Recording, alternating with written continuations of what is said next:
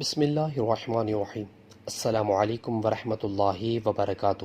رسول اللہ صلی اللہ علیہ وسلم نے فرمایا، جو شخص اللہ اور اس کے رسول پر ایمان لائے اور نماز قائم کرے اور رمضان کے روزے رکھے تو اللہ تعالیٰ پر حق ہے کہ وہ جنت میں داخل کرے گا، خواہ اللہ کے راستے میں وہ جہاد کرے یا اسی جگہ پڑا رہے جہاں پیدا ہوا تھا۔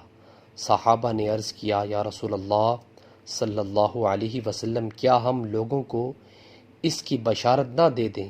آپ صلی اللہ علیہ وسلم نے فرمایا کہ جنت میں 100 درجے ہیں جو اللہ تعالیٰ نے اپنے راستے میں جہاد کرنے والوں کے لیے تیار کیے ہیں۔